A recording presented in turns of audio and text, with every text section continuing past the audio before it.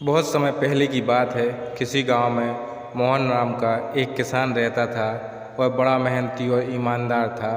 अपने अच्छे व्यवहार के कारण दूर दूर तक उसे लोग जानते थे और उसकी प्रशंसा करते थे।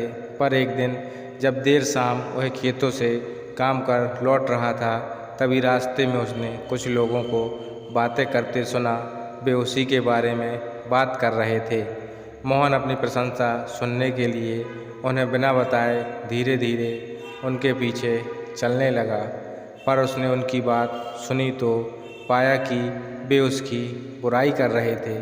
कोई कह रहा था कि मोहन घमंडी है, तो कोई कह रहा था कि सब जानते हैं वो अच्छा होने का दिखावा करता है। मोहन ने इससे पहले सिर्फ अपनी प्रशंसा सुनी थी, पर इस घटना का उसके दिमाग पर बहुत बुरा असर पड़ा और अब वह जब भी कुछ लोगों को बात करते देखता तो उसे लगता वे उसकी बुराई कर रहे हैं। यहाँ तक कि अगर कोई उसकी तारीफ करता तो भी उसे लगता कि उसका मजाक उड़ाया जा रहा है। धीरे धीरे सभी ये महसूस करने लगे कि मोहन बदल गया है और उसकी पत्नी भी अपने पति के व्यवहार में आए बदलाव से दुखी रहने लगी और एक दिन उससे पूछा, आजकल आप इतने परेशान क्यों रहते हैं? कृपया मुझे इसका कारण बताइए। मोहन ने उदास होते हुए उस दिन की बात बता दी।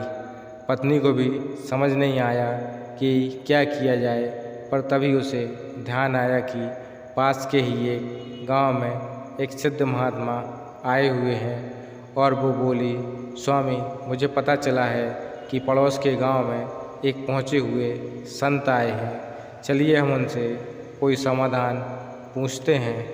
अगले दिन वे महात्मा जी के शिविर में पहुँचे। मोहन ने सारी घटना बताई और बोला, महाराज, उस दिन के बाद से सभी मेरी बुराई और झूठी प्रशंसा करते हैं। कृपया मुझे बताइए कि मैं वापस अपनी साख कैसे बना सकता हूँ। महात्मा मोहन की समस्या समझ चुके थे।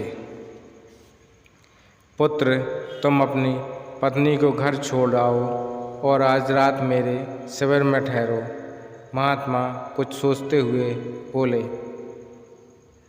मोहन ने ऐसा ही किया, पर जब रात में सोने का समय हुआ तो अचानक ही मेंढकों के टर टर की आवाज़ आने लगी।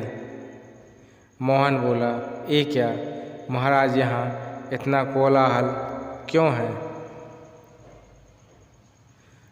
पुत्र, पीछे एक तालाब है। रात के वक्त उसमें मौजूद मेंढक अपना राग अलापने लगते हैं, पर ऐसे में तो कोई यहाँ सो नहीं सकता। मोहन ने चिंता जताई। हाँ बेटा, पर तुम ही बताओ हम क्या कर सकते हैं?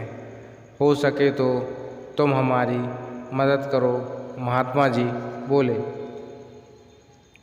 मोहन बोला, ठीक है महाराज, इतना शोर सुन के लगता है इन मेंढकों की संख्या हजारों में होंगी।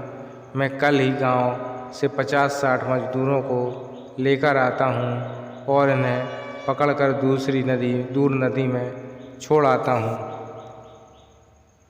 और अगले दिन मोहन सुबह सुबह मजदूरों के साथ वहां पहुंचा। महात्मा जी भी वहां खड़े सब कुछ देख रहे थे। तालाब ज़्यादा बड़ा नहीं था। 8-10 मजदूरों ने चारों ओर से जाल डाला और मेंढकों को पकड़ने लगे। थोड़ी देर की ही मेहनत में सारे मेंढक पकड़ लिए गए। जब मोहन ने देखा कि कुल मिलाकर 50-60 ही मेंढक पकड़े गए हैं, तब उसने महात्मा जी से पूछा, महाराज, कल रात तो इसमें हजारों मेंढक थे, भला आज वे सब कहाँ चले गए? यहाँ तो बस मुट्ठी भर मेंढक ही बचे हैं। महात्मा जी गंभीर होते हुए बोले, कोई मेंढक कहीं नहीं गया। तुमने कल इन्हीं मेंढकों की आवाज़ सुनी थी। ये मुट्ठी भर मेंढक ही इतना शोर कर रहे थे कि तुम्हें लगा हजारों मेंढक टर टर कर रहे हों। पुत्र, इसी प्रकार जब तुमने कुछ लोगों को अपनी बुराई करते सुना तो भी तुम यही गलती कर बैठे। तुम्हें लगा कि हर कोई तुम्हारी बुराई करता है, पर सच्चाई ये है कि बुराई करने वाले लोग मुट्ठी भर मेंढक के समान ही थे। इसलिए अगली बार किसी को अपनी बुराई करते सुनना तो इतना याद रखना कि हो सकता है ये कुछ ही लोग हों जो ऐसा कर रहे हों, और इस बात को भी समझना कि भले तुम कितने ही अच्छे क्यों ना हो, ऐसे कुछ लोग ही होंगे जो तुम्हारी बुराई करेंगे। अब मोहन को अपनी गलती का एहसास हो चुका था। वह पुनः पुराना बाला मोहन बन चुका था। फ्रेंड्स, मोहन की तरह हमें भी कुछ लोगों के व्यवहार को हर किसी का व्यवहार नहीं समझना चाहिए और पॉजिटिव फ्रेम ऑफ माइंड से अपनी ज़िंदगी जीनी चाहिए।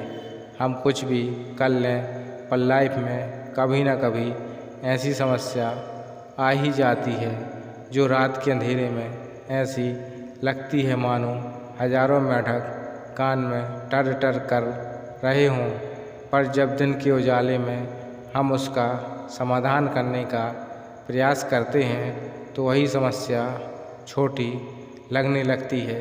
इसलिए हमें ऐसी सिचुएशन में घबराने की बजाय उसका सॉल्यूशन खोजने का प्रयास करना चाहिए और कभी मुट्ठी भर मेंढकों से घबराना नहीं चाहिए।